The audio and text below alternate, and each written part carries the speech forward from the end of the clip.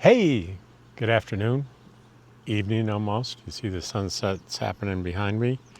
And this is Travels with Dottie. My name's Rob, and I'm here to talk to you about the ridiculous things some people say about Quartzsite. Over the past couple of weeks, we're getting into the season. People are starting to go to Quartzsite, and I'm seeing social media posts and YouTube videos that just say some ridiculous things. This will be year number 4 for me going there, and I feel like I know it pretty well. So I'm going to tell you the stuff that just isn't true. The first thing I see, people rant about it's too expensive. And what they're usually talking about is food prices, and those people are not paying attention, right? There are 2 local grocery stores that are small. It's a little town. Quartzsite, Arizona is 2,500 people. And if you're foolish enough to go buy your box of cornflakes in those 2 little grocery stores, yeah, your food cost is going to be expensive. Because there are things like that in those little stores that are expensive. However, there are things that are not expensive in there. One of them has the Coyote Fresh Market has some of the best meats I've seen, and I've been in there and I've compared their prices to the Walmart that's in Parker, less than an hour, a little shy of an hour away, and the prices were comparable. So there's a lot of things I buy in, it's like Coyote Fresh and the Roadrunner Market. Those are the 2 local markets. I do a lot of shopping there of things that I think are reasonable prices. I don't buy my cornflakes. Where do I buy my cornflakes? There's a Dollar General, there's a Family Dollar, and there's a DG Market, Dollar General Market, and they're two discount grocery centers, all of which are right in the little town of Quartzsite. And if I really just want to go to Walmart, like I said, it's less than an hour away to go shop at Walmart. And, you can go to Smart and Final and Albertsons and Blythe, and that's even closer. So there's literally nothing else that is more expensive in Quartzsite than probably where you are at home. It's a ridiculous view. The RV parks are inexpensive. The BLM land is free for 14 days. The long-term visitor area is $180 for the whole season. 7 months, if you want to stay that long, it's $180. It is not, there are things about Quartzsite that probably aren't ideal for many people, but being expensive is not one of them. It's just not true. Here's the other thing. This is fodder for people on social media that want to get clicks and views about how terrible the crime is in Quartzsite. It's not, okay? So I'm going to go into a little bit of detail here, because if you just go, what's the crime rate in Quartzsite online, you're going to get a statistic and it's going to say that's pretty high compared to the national average.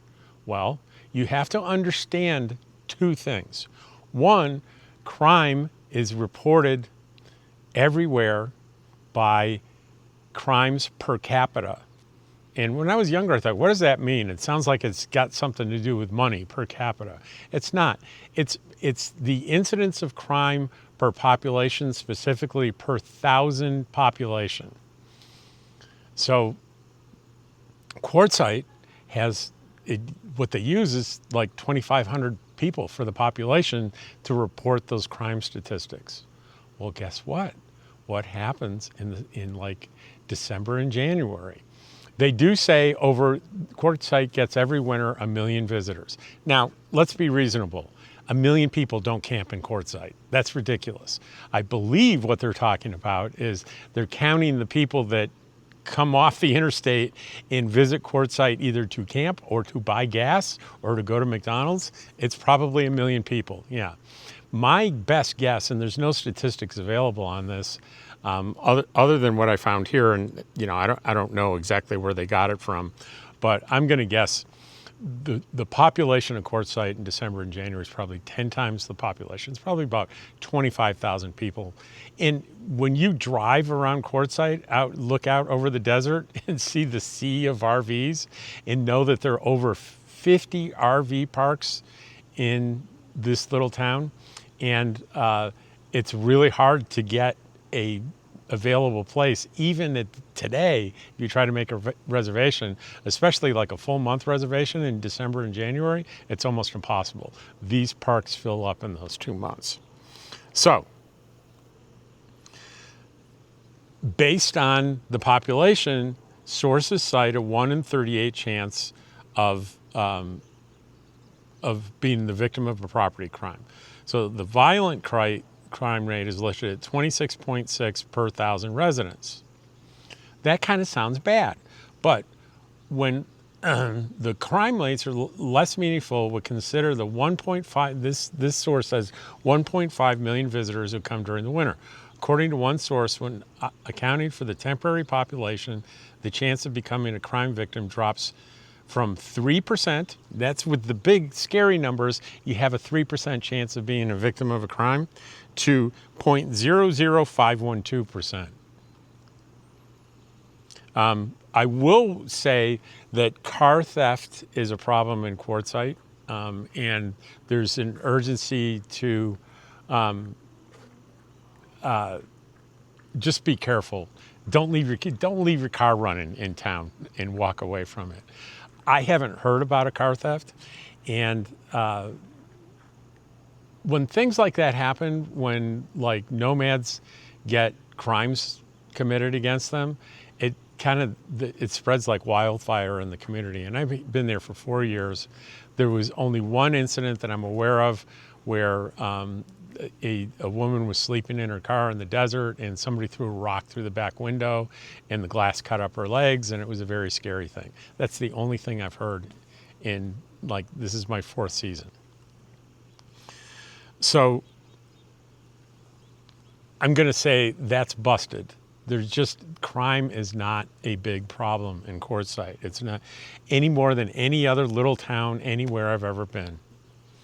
So the other thing I say, it's so remote and cut off. There are no resources. Well, that's not true. I just got through mentioning you can go to Parker, Arizona, where there's a Walmart and a Safeway and all sorts of other options up there, and it's less than an hour drive going north. If you want to drive west on interstate, Blythe is like 35 minutes away, and there's an Albertsons, there's a Smart and Final, and it's a bigger town. And if you really want everything, you drive about an hour and a half south on 95, and you're in Yuma, which is a really big town. They have like 2 super Walmarts and a neighborhood Walmart and a Sam's Club and a Best Buy, and pardon me, there's all sorts of resources down there. Not to mention, in fact, like I drive to Yuma, and Yuma's right on the Mexican border on a little town called Algodones. And you park in a parking lot. It's a tourist town. It's called, the nickname of it is Molar City, because it's the highest concentration of dentists anywhere in the world. And that's where I get all my dental work done. I get, deeply discounted dental work done just by driving down there and going across the border. So I say, and also there are over-the-counter medications there are prescription medications that you can buy in Mexico and bring across the border. You do need to pay attention to, there's certain classifications of medications, and there's certain classes that you can't bring across the border. But like my medication for GERD and my medication for high blood pressure are absolutely legal to bring across. And I think you're allowed to bring across a 90-day personal supply, and that's perfectly legal, and it's a deep discount. If you're paying for medications here for those kinds of things, they're deeply discounted in New Mexico, and I've been doing that for years and never had a problem with any medication that I got there. So it's not remote and cut off, right? You can, I think 4 hours you can be in Los Angeles, for heaven's sakes. Maybe it's closer to 4.5. I'm not sure, but you can be in a fairly easy drive. You can be in Los Angeles. It's not remote. And here's the one I hear all the time. Well, there's nothing to do. Are you kidding? There's nothing to do? You know, I'm here in southeastern New Mexico 6 months out of the year. 3 months I'm up in a little mountain town in northern New Mexico. There is more to do in Quartzsite by far than any of those other places. I used to live outside of Las Vegas in Pahrump, Nevada. It was an interesting place and there was stuff to do, but there's way more stuff to do in Quartzsite in the winter. I just went to the calendar of events. I think it was on the Chamber of Commerce site. And I was like, well, I'll just read this thing off. And there was so many things on it that this video would turn into 30 minutes if I started reading off that thing. There are outdoor concerts. There are a ton of great restaurants. There are at least 2 places to do karaoke, not to mention the 2 or 3 areas that I would call tent cities for selling things and food and just at great prices all over Quartzsite. And one of my favorite things to do all winter is visit those tents and those wonderful eateries that represent all sorts of ethnic cuisine at really reasonable prices. Not to mention the huge RV and outdoor recreation show that they have, the Rock and Gem show. I could go on and on and on. And if you get bored in Quartzsite, you know, you can go up to Lake Havasu. That's about an hour and a 15-minute drive and do stuff down there, or Yuma. There's lots of interesting places within an easy drive of Quartzsite if, God forbid, you run out of stuff to do in Quartzsite. Not to mention that if you're at all interested in the nomad community and RVing, it's just the social aspect of it is there's nothing that compares to it. I can't ever recall being bored in Quartzsite. It just doesn't happen. There's plenty of stuff to do. You see, I'm referencing, I actually made a list, which isn't like me. There's no medical care. Wrong, wrong, wrong, wrong. Before I moved my residence here just recently in New Mexico, my primary care physician was the La Paz Medical Clinic in Quartzsite. They took great care of me. They're part of the La Paz hospital system. There's a hospital up in Parker, which I mentioned is less than an hour away. And I've done business with the hospital and talked to many, many people that have had very positive experiences in that hospital. So there's quality medical care available. I had a hip replacement and I did it down in Yuma in March. Yeah, I had a hip replacement. A top-notch orthopedic surgeon did my hip replacement in Yuma. My friend brought me back up to Quartzsite and I recovered up in Quartzsite and I never looked back. Great medical care all around Quartzsite. Not to mention veterinary care in Yuma, in Parker, in Blythe, in Lake Havasu. There's no vet that I know of in Quartzsite, but in those other places, there are plenty of options. There's friends of mine that swear by a veterinarian that's very well known up in Lake Havasu, and I'm sure they're great ones in Yuma. Let's see, what else? This one cracks me up.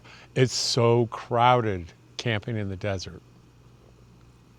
Okay, these are people that just don't understand the camping in the desert. They look out and they see campers all parked in circles close together and they go, it's crowded, it's overcrowded there. No, it's not. Those are people that choose to camp together. Any one of the BLM 14-day areas or the long-term visitor areas, they're enormous. If you want to be isolated, you just drive out further, and it doesn't take long to be isolated if you want to be by yourself. I get it that some people like that, and that's an option for you. But most people like me, we want to be around other people because one of the main reasons I come there is for the social aspect of it. And I love camping with people and hanging out with people. So there's it isn't overcrowded. There's hundreds of acres that no one camps in, but you could camp in. So that's just something that it just is not true. The other thing because they had a proposal for a huge increase in the the long-term visitor area. They were going to raise the rate for the season from 180 to 600, and people were just absolutely flipping out about that. And a lot of people are saying, "Oh, they did it, and it's $600 this year." It's not. It's still 180. But let me tell you something, folks. Even if it was $600, it's still a good deal if you're staying like 3 months or more. Even if you're staying 3 months, $200 a month to camp with the amenities of a dump station, water station, and trash, that's not bad. And if you're going to stay the 7 months, it'll still be a good deal. But right now, $180 and $40 for 2 weeks. And if you just can't afford that, we're surrounded by several just regular BLM camping areas that are 14-day areas. You can stay free for 14 days, then you have to move. A lot of people, Ehrenberg is really close, but it's like, I think you have to move 27 miles or something, and then you can come back. A lot of people, if they live by the letter of the law there, they'll bounce back and forth between Ehrenberg and Quartzsite. It's pretty easy to do, and it's totally legal. So, and like I said, if you plan ahead and you want to be here during the peak time, during December and January, there are over 50 RV parks. At this point, it is the 14th of October. Getting a spot in any of those RV parks for more than a few days or a week is going to be tough if you're looking at December, January, and February, because those are just peak times. But you can do it. You can you can make calls and try, but you can always get. The desert doesn't fill up. The LTVAs in the BLM land, they don't fill up. So that's the end of my list. The last thing I think was, it's not crowded and it's not $600. It's still $180. And people worried about the shutdown too. I think you can still buy a permit online. And when you go down there, I don't think they're selling permits, but I'm sure they're not kicking people out for not buying permits. It's totally unreasonable. There are no employees to kick you out anyway. So I think I'm sure it's a wait and see. As soon as they open back up, they'll be open to sell permits down there. So that's not something that, if I were going to boondock, and I'm not this year, I'm going to stay in an RV park for the first time. But if I were going to boondock again, I would, me personally, I'd buy it online and take a screenshot of it, and that would be that, or, print it out and tape it to my rig, because that's the kind of guy I am. But I wouldn't think bat an eye at anybody that said, well, I'm going to go down there and I'm going to camp, and I'm not going to do anything until they open back up, and then I'll go buy my permit. I don't think there's an issue with that. These videos and these social media posts that tell these inaccurate things are going to get a lot more clicks and views than me, because this video is not very exciting. It's like the anti-exciting thing. It's like none of this stuff is true. But if you're really interested in going to Quartzsite, I think this would be a pretty valuable thing for you, a valuable video for you to see if anything that you see online is making you nervous about coming to Quartzsite. It's safe. There's a lot to do, and it's tons of fun.